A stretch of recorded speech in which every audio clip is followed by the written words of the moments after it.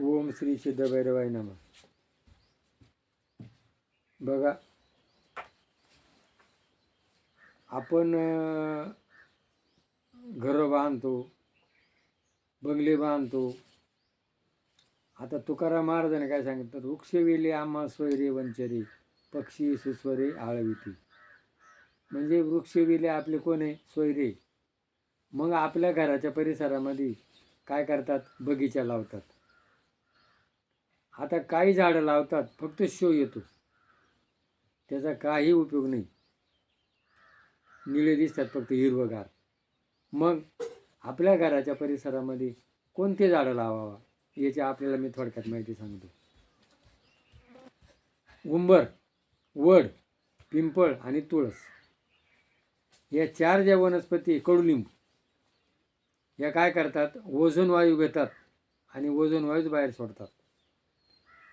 म्हणजे आरोग्याच्या दृष्टीनं वड, पिंपळ, तुळस आणि कडुलिंब हे झाडं खूप चांगली. झालं. आपल्या घराच्या परिसरामध्ये तुळशीचे झाडं जेवढे लावले ना, तिथं मच्छर येते नाही. शेवगा, पुदिना, पुदिना,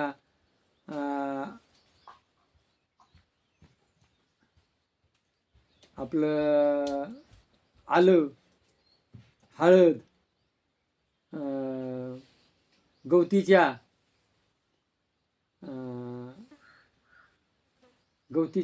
आपल्या चहाच्या उपयोगी पडतो. गवतीच्या, आलं, पुदिना, शतावरी, अश्वगंधा,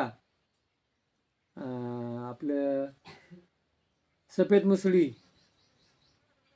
म्हणजे ह्या काही गोष्टी ज्या आहेत या आपल्याला, आपण घराच्या परिसरात जर लावलं. निंबू, ह्या वस्तू आपल्याला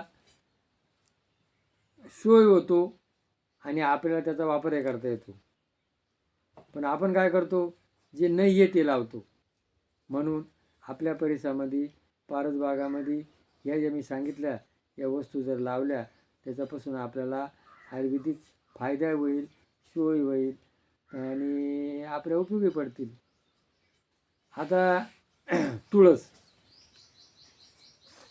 तुळशीचा वापर काय? तुळशीच्या याच्या परिसरामध्ये मच्छर राहते नाही. हृदयविकार, सर्दी, खोकला, दमा आणि तुळस ही उत्तेजक म्हणजे बुद्धिवर्धक आहे. आलं जी वनस्पती जी आहे, सर्दी, खोकला, दमा आपल्याला चहामध्ये टाकून प्यायचे. हळद काय करते? रक्त शुद्ध करते, त्वचा रोग नाहीसा करते. वडाचे जे चिक आहे, दात दुखत असले, वडाचा चिक जर लावला, दात दुखायचे राहतात, दात आवळतात.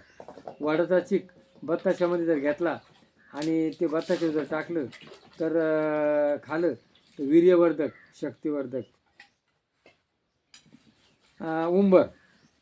उंबराचे जे फळं भाजी खाली जर घाली तर ती खूप पौष्टिक आहे. उंबराचं पाणी, उंबराची मुळी कापून त्याच्यात मडकं ठेवून तोंड बांधून ठेवलं तर अंगातली दहा कमी होतो. तोंड आलं, उंबराचे पानं आहे ना, ते चावून खा आणि थुका, तोंड नाहीसं होतं. कडुनिंब कावीळ, डायबिटीस, अंगाला खाज आली, आंघोळीच्या पाण्यात पितात, अंगाला लावतात. कडुनिंब हा जंतुनाशक आहे. शेवगा डायबिटीस, अनेक रोग, डोळ्याचे विकार, शेवग्याचा वापर होतो. पुदिना लहान मुलाला जर ताप आला तर त्याचा रस करून लावतात. म्हणजे पुदिना ही वनस्पती एकदम झटक्यान माणसाला काम पडते.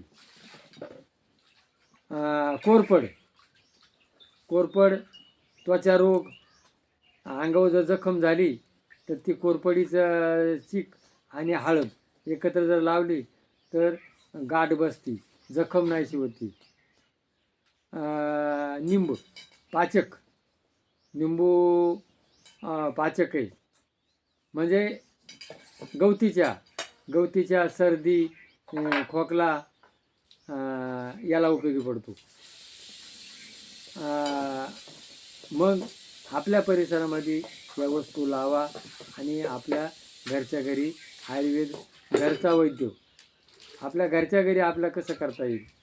बघा, आपल्या घरामध्ये काय आहे, बडीशेप आहे, ओवा आहे, जिरे आहे, धने आहे, ते भाजा, त्याच्यामध्ये हिंग टाका, त्याच्यामध्ये काळं मीठ टाका, त्याच्यामध्ये खडीसाखर टाका, ते चूर्ण करून ठेवा. पाचक, भूक लागती, पाचक आहे, एकदम सोपं औषध आहे. आपण काय करतो, काही झालं का लगेच दवाखाना. म्हणजे आपल्याला घरच्या घरी काही गोष्टी करता येतात आणि मग त्या करा, त्याचा उपयोग करून घ्या. जय भैरवनाथ. पटला असेल तर क्लिक करा. जय योगेश्वर.